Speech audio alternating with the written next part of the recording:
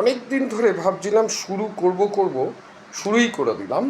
বাংলার ব্যবসা, বাঙালির ব্যবসা, বিজনেস নিয়ে কিছু নতুন চিন্তা ভাবনা আপনাদের সাথে শেয়ার করব। আর এটা খুবই দরকার। কেন দরকার?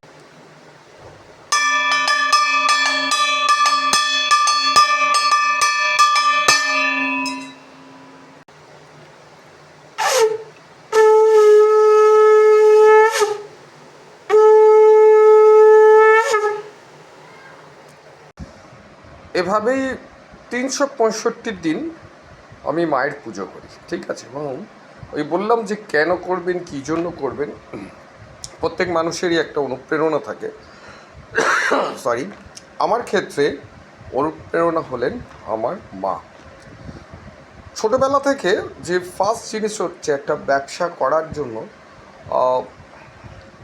ছোটোবেলা থেকে গ্রুমিংটা করতে হয়।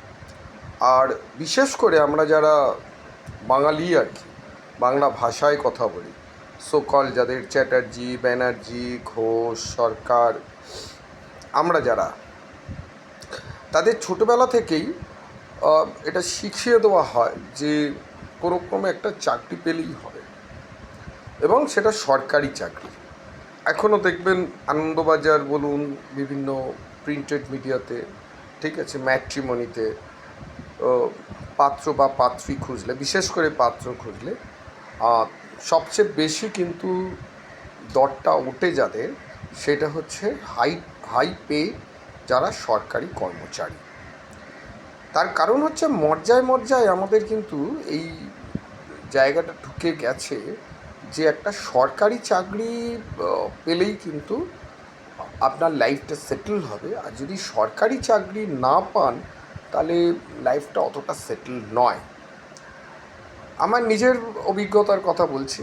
আমার 2000 সালে যখন আমি ইঞ্জিনিয়ারিং পাস করি, ডিপ্লোমা, ডিপ্লোমা, 10 বছর সাইট ইঞ্জিনিয়ার থেকে শুরু করে আমি প্রজেক্ট ম্যানেজার অবধি করি। লার্সেন টুব্রোর মতো কোম্পানিতেও কাজ করেছি। MES military engineering service, central গভর্নমেন্টের মতো চাকরি ছেড়ে দিয়েছি যে মাকে একা থাকতে হবে বলে। ইরকন ইন্ডিয়ার চাকরি ছেড়ে দিয়েছি। অনেকে বলেছিল তুমি পস্তাবে ভাই। এবং সর্বোপরি 2011-তে পঞ্চায়েত অ্যান্ড রুরাল ডেভেলপমেন্টের চাকরি করছিলাম। দেখলাম এটাও আমার পক্ষে শ্যুট করছে না। 2017-তে সেটাও ছেড়ে দিলাম। ফুল ফ্রেজ এখন বিজনেস। আর বিজনেস করার মজাটাই আলাদা। আমি অংশুমান এই বিজনেস সংক্রান্ত বিষয়গুলো, বিশেষ করে বর্তমান যুগে, আমি শেয়ার করব আপনাদের সাথে ছোটো ছোটো